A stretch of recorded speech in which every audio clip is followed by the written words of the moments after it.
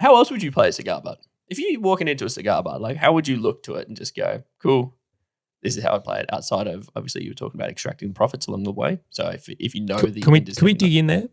So I think one of the challenges many come across, right? So in what I believe, and this is my views on business, I'm not asking anyone to back these beliefs.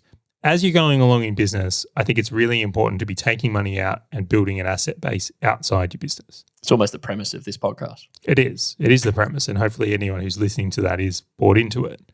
Now, if you haven't been doing that and you're in a business that's a cigar butt and everything's reinvested and you're just getting by, right? Maybe you're making a little bit more than you spend, you're saving a little bit. How difficult is it to make the decision to shut down a business or pivot or disrupt or do anything like that? Very hard. Well, you got no money to go and do any of it. Like you've got nothing to go and back it. Yeah. Conversely, when you look at us here, Grant, where we've been able to generate profits along the way, extract money out, build asset bases around it, build good cash buffers, right? We have good emergency funds so that if things do shift, we can do it. For us, how do you feel about potentially making a move? Or if things end, like what opportunities do you have? Thousands. There is no problem in my mind at all. Exactly. So I think this is the part two, is going, well, if you're aware cigar butts exist, well, let's not live, in Egypt in denial. Like that one? It's a good dad joke, that one. You passed the dad joke exam. This is great. Yeah. So my belief on how we do business is I believe these cycles are real. I think there's going to be disruptions. I also think there's going to be new waves to catch. I want to be in a position to do so. Totally. So setting yourself up where you've extracted profits along the way, so when shifts like this happen or where you are facing cigar butts or changes, I think it's imperative to that. I really do. Step 3 in my mind is the discernment on, is this a type of thing I can transition or pivot, or is this a thing I ride out to the end and then start something new? And that's going to be very industry specific. That's going to be very business specific and asset specific. But someone really needs to understand that so they can set up a comparable plan, because it just doesn't make sense for every business to tackle it in the same way.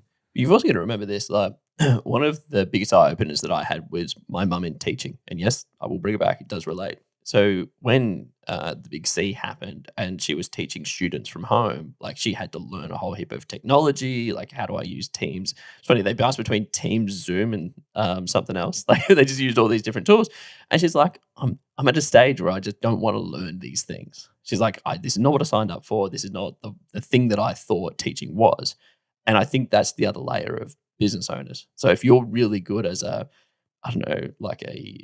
lawyer, and now it's I don't know how to use tech and I don't want to know how to use tech. And so it's okay, well, you've also got to understand for yourself what you want to do, because nothing's worse than dragging yourself up in the morning, making yourself learn things that you don't want to learn in order to run a business that you no longer enjoy because everyone else is smoking you because they're excited about the technology. They actually like it. They're doing all those things. And so I think the layer on top of that is obviously the business owner in that element of going, is this still something that you want to play into? And to use your Facebook ads, it was perfect for you. It was like moth to a flame as you're running towards. Oh, it fed Facebook my addiction so well, just like TikTok ads has more recently. Completely, where technology for my mum at teaching was the opposite. It was it was a repellent. Just I just want to do everything else, but I want to be face to face with kids. And so the business owner actually wanting to do the thing that is being disrupted. So leaning into that, do they actually want to do it? But I'll also say you've got to understand, and I've spoken to a couple of business owners about this recently who are looking to expand into different countries and expand their service offering in order to increase their revenue. For them, they need to understand that, do you have a war chest to support the swing of the bat if you miss? And so you got this on the nail on the head, which was go and try the disruption, but it's not guaranteed to work. You're not an expert at delivering it, or otherwise it probably would have been your first business in the first place, right? And so be willing to try it out and put everything into it, but also just don't stress about it failing. Just make sure you got something to fall back on, right? Because imagine if you had zero money in a bank account and you're let's go all in on this Facebook ads thing, and then Facebook ads turned into a Periscope and just disappeared overnight. And you're oh no. Fundamentally, I think this is the core issue across all of it. Because I know we're talking about the context of cigar butts here and real significant business shifts where you kind of have to change. Right, you can't keep doing it there. But how many business owners do you know that just want to make change in their business in general? They want to start a new service, build a new product, do a software. Almost Like, all I of them. actually don't think I know a single one that isn't trying to innovate. When's the last time you spoke to someone? It's like, nah, same thing. We're just doing what we're doing. We're going to consistently do this. Sometimes they're the most successful ones, but it's very rare. It's very rare. Incredibly rare. Totally. But that's the point, is why, like, the whole concept of building wealth outside of the business is to deal with these things, because you have no idea what's going to come through and wipe the business out. You have no idea what technology is going to come out of Silicon Valley next week. Like, to your point, the GPT-4 thing, which is ridiculously powerful, your brain probably can't even fathom all of the opportunities that it could have. And so as long as you got that war chest and the investments outside the business, it doesn't matter.